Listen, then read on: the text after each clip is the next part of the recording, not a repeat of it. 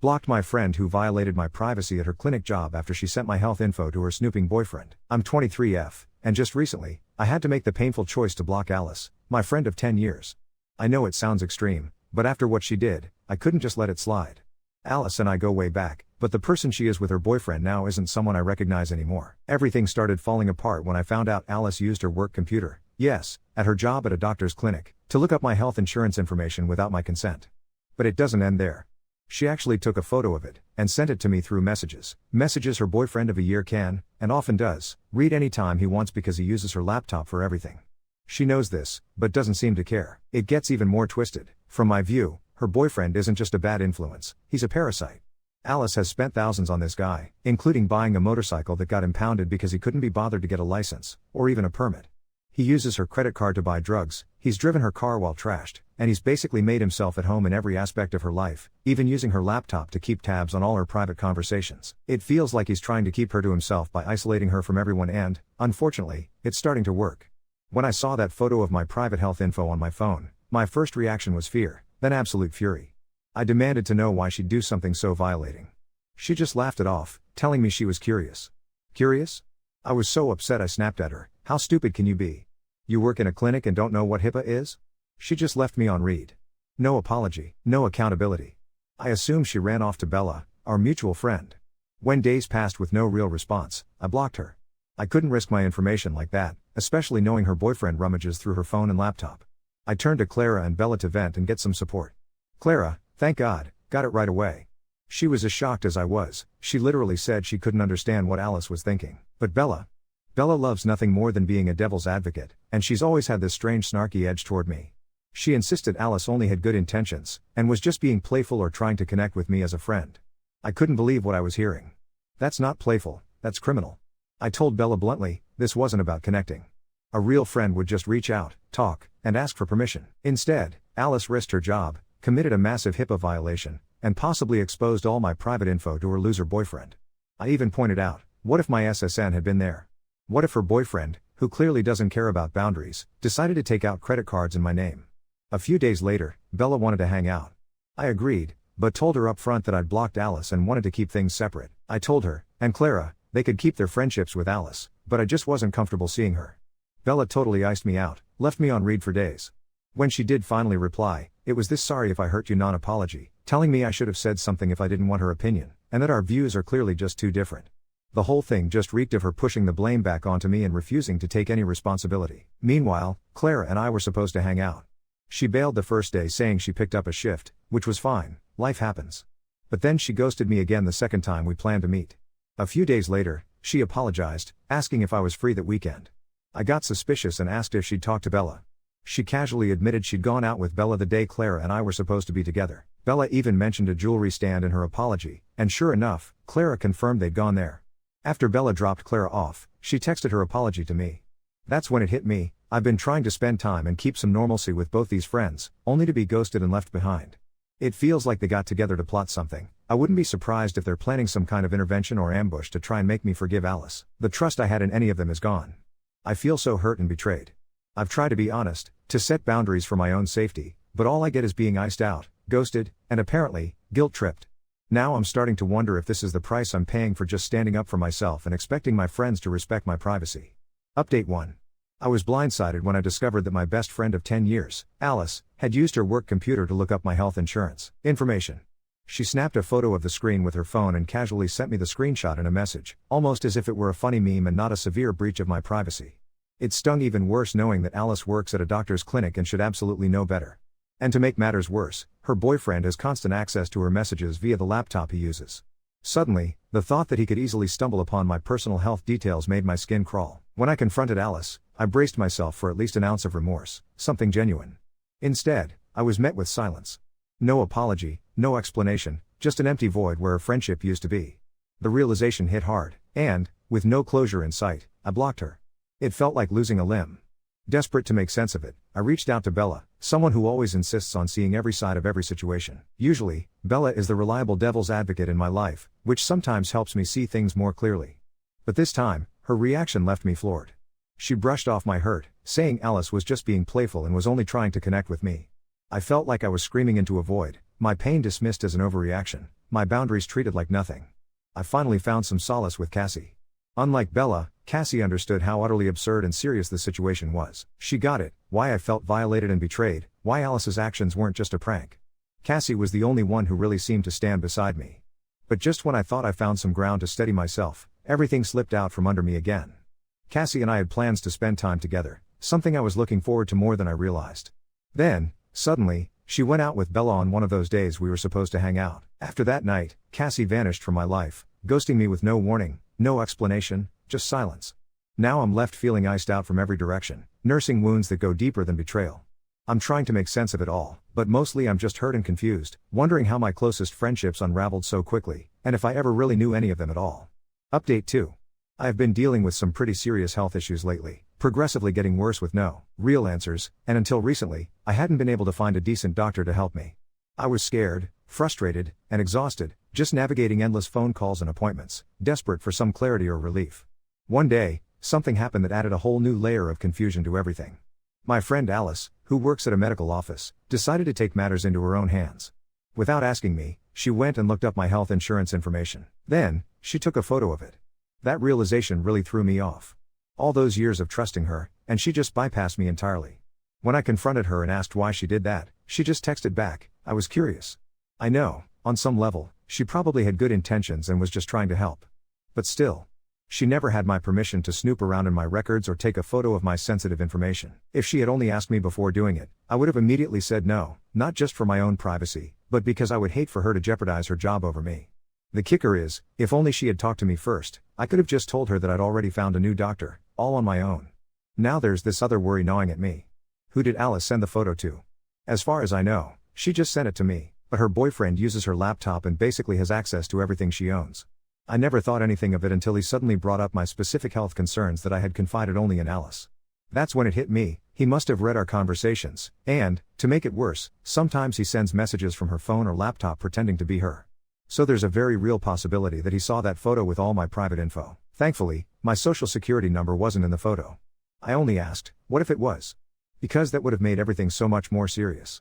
But my name, address, birthday, and every bit of my health insurance information was right there, plain as day. I just can't shake the feeling that my trust was violated, even if she never meant to cause any harm. Update 3. After everything happened, I decided to file an official HIPAA complaint through the OCR website. The suggestion came up several times, and the more I thought about it, the more convinced I became that it was the right move.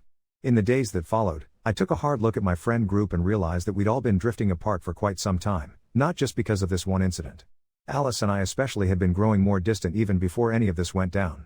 Bella's resentment and subtle digs grew more obvious, but Cassie was the wild card. She and I had actually been getting closer. So, when she abruptly ghosted me too, I was left completely hurt and confused. One day Bella texted, inviting me to a group hangout with some of her friends and Cassie, but notably not Alice. My gut told me this was supposed to be some awkward intervention disguised as a casual hangout, maybe to fix things between Alice and I, but I couldn't be sure. I told Bella I appreciated the gesture but wasn't comfortable getting together. I made it clear I didn't like how certain things were handled or said, especially because she tried to shift the blame on me in a so-called apology text she'd sent beforehand. I explained that I needed space to sort through my feelings and reevaluate what I wanted in my friendships. I wished her a good time and told her to stay safe. She replied, wishing me the best, saying she'd be there if I ever needed anything, and promised to respect my need for distance. After that, I didn't reach out at all, but the entire situation stayed with me for weeks. It was like I couldn't shake the cloud that followed me everywhere. My sister-in-law eventually got fed up and asked me straight out why I couldn't just let it all go. That pushed me to take a serious look at myself, my reasoning, and the choices I'd made. Finally, I decided to do what I had been putting off. I put my big girl pants on and called the clinic. I got through to the manager, laid out exactly what had happened, and offered to send all the screenshots I had. Because the clinic was so small, they had to set up a new email just so I could send them everything. The next day, the clinic emailed me and said they would be starting their investigation days earlier than they'd initially planned, thanks to my report. Days passed, and then I received their final email. They thanked me for being brave enough to come forward and outlined what they'd done. Alice was placed on leave while they reviewed logs for several days.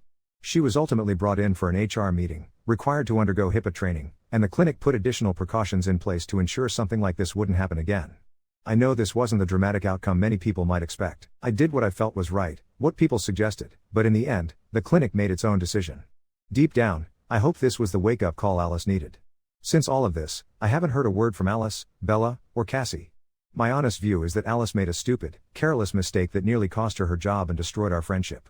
This wasn't a shock, she's always had a knack for making reckless decisions, never thinking about the fallout until it blew up in her face. As for her boyfriend, I don't know him well, but the things I've seen, and the red flags Alice herself told me about, never sat right with me. I never said anything to her about my concerns because that was just who she was, the kind of person who'd defend her relationship no matter what, eager to make excuses. I wouldn't have been the first friend she lost after starting to date this guy. When I wrote out all of this originally, it was 4 a.m. and I was shaking with anxiety at the thought of losing my closest friends of nearly a decade. I regret how messy and frantic that first account came out, full of venting and gossip when what mattered was what actually happened. I'm sorry for that. This update is proof that I've had time to reflect, and that I tried to handle everything this time with more maturity. Throughout this ordeal, the advice, support, and, even, the blunt criticism I received helped rally me into action. Some harsh words, like being called a doormat, made me rethink so much. It took time, but I finally called and now I have closure. All in all, this experience has pushed me to improve, not just as a person, but as a friend for those I'll meet in the future. Update 4. I honestly thought I was done with all this drama, but life had other plans.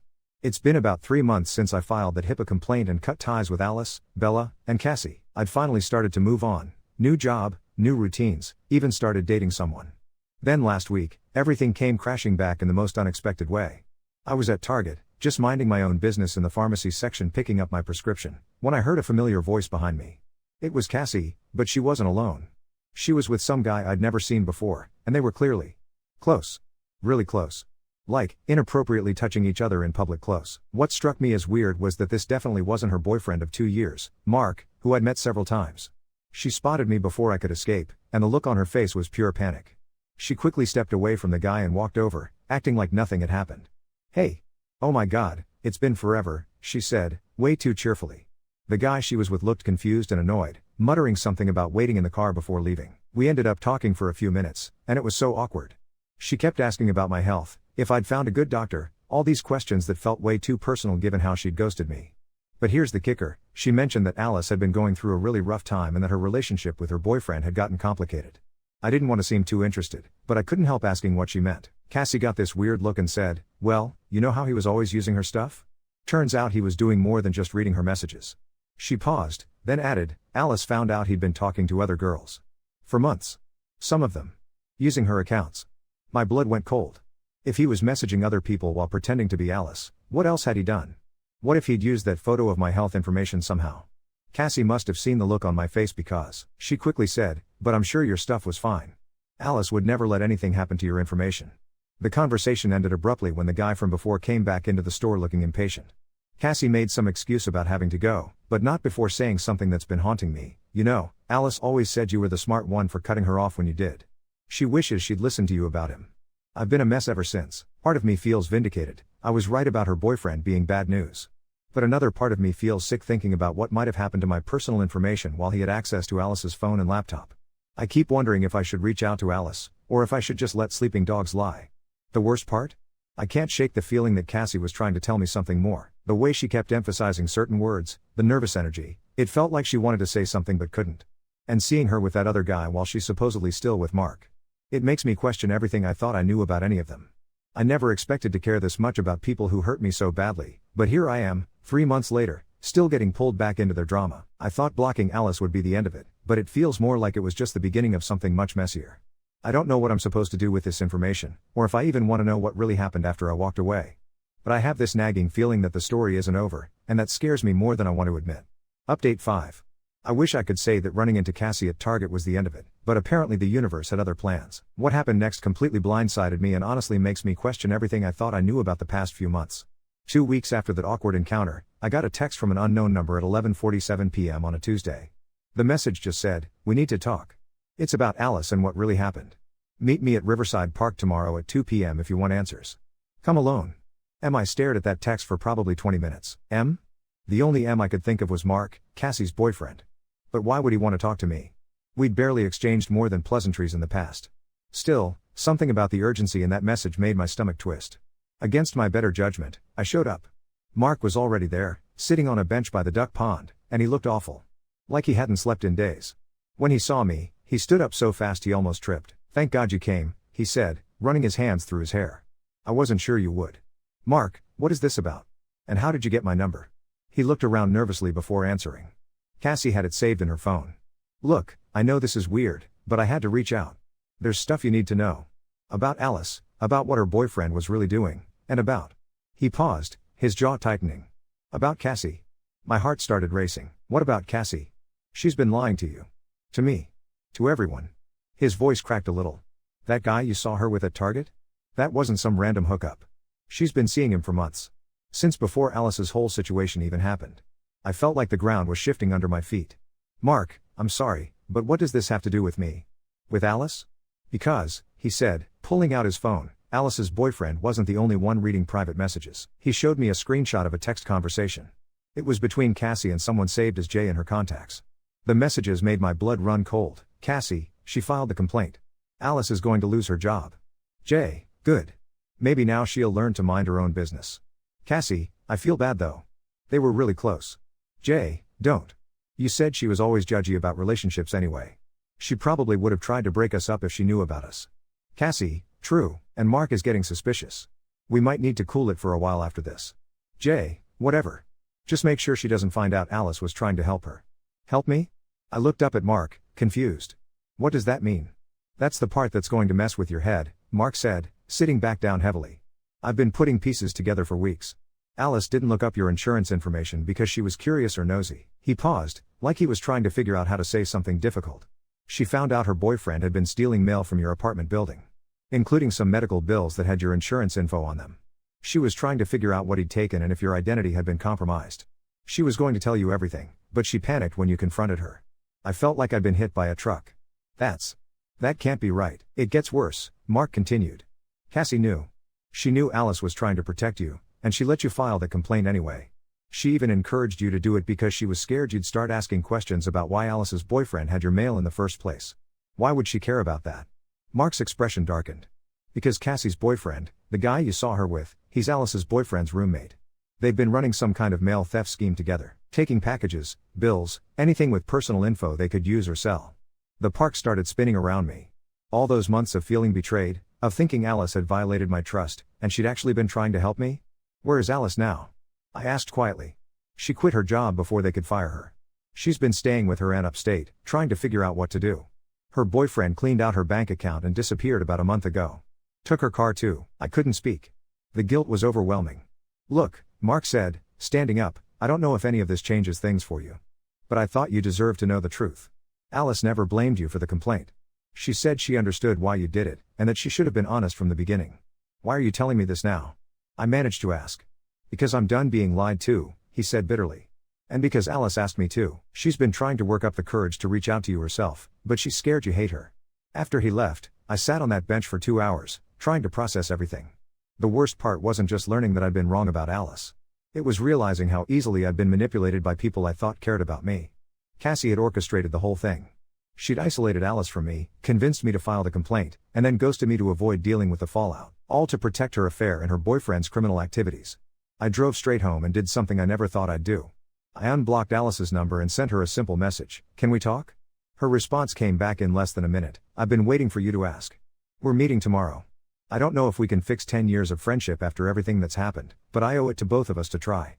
And I owe her an apology that's about 6 months overdue." As for Cassie and her boyfriend? I'm debating whether to report the mail theft. Part of me wants to let karma handle it, but another part of me knows there are probably other victims who deserve justice. I never thought I'd say this, but I miss having Alice in my life. Even with all the chaos and drama, she was the one person who was actually trying to look out for me when it mattered most. I just hope it's not too late to make things right. Update 6. I met Alice yesterday at a quiet coffee shop about halfway between where we both live now. Seeing her after all these months was surreal. She looked tired, older somehow, but there was something in her eyes I hadn't seen in years. Relief, maybe? Or just the absence of that constant anxiety she used to carry when she was with her ex. We talked for 3 hours straight. She told me everything, how she'd found my mail mixed in with her boyfriend's stuff, how she'd panicked and used her work computer to verify what information he'd potentially stolen, how she'd wanted to call me immediately but was scared I'd blame her for dating someone so reckless. When I asked why she didn't just explain all this when I confronted her, she broke down. "Because I knew you'd ask me to leave him," she said, crying into her coffee. And I wasn't ready to admit that everyone was right about him. I thought if I could just handle it quietly, fix things without drama, maybe I could prove that I wasn't as stupid as everyone thought I was. The conversation took an unexpected turn when she mentioned something that made my stomach drop. She said that about a week before her ex disappeared with her money and car, he'd gotten a call that made him panic. Someone had apparently threatened to expose his side business unless he paid them $5,000. Alice said she'd never seen him so scared. "I think someone was blackmailing him," she said quietly. "And I think I know who." That's when she dropped the bombshell. Remember how Mark told me about Cassie's affair partner being Alice's ex-boyfriend's roommate?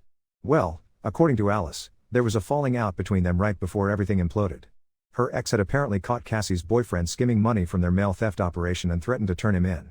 What if, Alice said, Cassie's boyfriend decided to get rid of the evidence by getting rid of mine? The more we talked, the more pieces started falling into place. The timing of when Alice's ex disappeared. The way Cassie had been so eager to help me file the complaint. Even that weird encounter at Target. What if Cassie had been there intentionally? What if she knew I'd be picking up my prescription that day? Alice pulled out her phone and showed me something that made my blood run cold. It was a screenshot she'd taken of her ex's browser history before he left. She said she'd been documenting everything in case she needed it, for insurance claims. One of the searches was for my full name and address, dated just 2 days before she looked up my insurance information. "He wasn't just stealing random mail," Alice said. "He was targeting you specifically. I think he knew we were friends." As we were leaving, Alice grabbed my arm. "There's something else. I've been getting weird calls from unknown numbers for the past month. Always at night, always hang-ups when I answer. And last week, someone left a note on my aunt's car that just said stop talking. We decided to go to the police together next week." Alice still has all the evidence she'd been collecting about her ex, and I have all the screenshots from the Cassie situation. But honestly, I'm scared. If we're right about what's been happening, then this goes way beyond a simple HIPAA violation or even mail theft. The scariest part is that I keep thinking about that night I got Mark's text. What if someone knew he was planning to tell me the truth? What if they're watching to see what we do next? Alice and I are going to try to rebuild our friendship, but right now, we're more focused on staying safe. She's staying with her aunt for a few more weeks, and I've been extra careful about checking my mail and looking over my shoulder. I never thought a simple friendship drama would turn into something that feels like a crime thriller, but here we are. Tomorrow I'm changing all my passwords and checking my credit report again. And I'm definitely not meeting any more mysterious people in parks anytime soon. The worst part? I can't shake the feeling that we're still missing something big. Something that explains why all of this happened in the first place, and why certain people were so determined to keep Alice and me apart. I guess I'll find out soon enough.